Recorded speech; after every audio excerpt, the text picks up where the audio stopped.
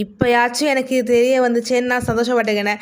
என்னன்னா, இப்போ என் கையில வந்து 2 பிராண்டோட மவுத் ரெஃப்ரெஷர் ஆஃப்டர் மீல் டிலைட் இருக்கு. ஒண்ணு வந்து ஆம்பூர் ஸ்டார் பிரியாணி, இன்னொன்னு வந்து தலப்பாக்கட்டி. சரி இதுவரைக்கும் பார்த்தீங்கன்னா, தனித்தனியா தான் சாப்பிட்டுருக்கேன். 2த்தையும் கம்பேர் பண்ணிலாம் சாப்பிட்டதில்ல. சரி ஓகே பண்ணலான்னு போட்டு ஸ்டார் பிரியாணில வந்து எனக்கு புடிச்ச அந்த குட்டி குட்டி பால்ஸ் இருந்தது. அத நான் எப்பவுமே பொறுக்கி பொறுக்கி சாப்பிடுவேன். டேஸ்ட்டா இருக்கும். அதுக்கப்புறம் மொத்தமா வாயில போடும்போது நல்லா இருந்துச்சு சாப்பிடுறதுக்கு. நெக்ஸ்ட் வந்து தலப்பாக்கட்டி. அதுல வந்து பார்த்தீங்கன்னா, அந்த மவுத் ரெஃப்ரெஷர்ல அந்த பால்ஸ் இல்ல. ஃபுல்லா வந்து அந்த சோம்பு தான் வச்சிருந்தாங்க. அதில ஒண்ணு பார்த்தீங்கன்னா, சாஃப்ட் ஷெல் சோம்பா இருந்துச்சு. இன்னொன்னு வந்து அந்த ஷெல் கொஞ்சம் கொஞ்சம் நர நரன்னு இருந்துச்சு.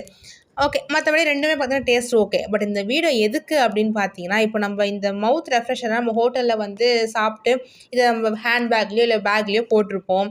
அது வந்து ரொம்ப நாள் கழிச்சு நம்ம பேக்ல வந்து நம்ம கண்ல போடாம பார்த்த உடனே நான்லாம் வந்து பார்த்தீங்கன்னா, அது மாரி பார்த்தோனே உடனே பிரிச்சு வாயில போட்டுருவேன். ஆனா இந்த வாட்டி தான் நான் வந்து பார்த்தேன். அதில வந்து எக்ஸ்பைரி டேட் இருக்கிறது. ஓகே. இதுக்கும் எக்ஸ்பைரி டேட் இருக்குது அப்படின்றத நான் இன்னைக்கு தான் நோட்டீஸ் பண்ணேன். ஸோ இனிமேட்டு அவசரப்பட்டு சாப்பிடாம கொஞ்சம் வெயிட் பண்ணி அந்த எக்ஸ்பைரி டேட் என்னன்னு பார்த்துட்டு சாப்பிடணும். ஸோ என்ன மாதிரி யாராச்சும் இருந்தீங்கன்னா, இனிமே வந்து கத்துக்கோங்க. ஸோ இதுக்கப்புறம் இந்த மவுத் ரெஃப்ரெஷர ஹேண்ட் பேக்லயோ, பேக்லயோ இல்ல வந்து பாக்கெட்லயோ பார்த்தோம்னா, எக்ஸ்பைரி டேட் பார்த்துட்டு எக்ஸ்பைரி ஆகலன்னா சாப்பிடுவோம்.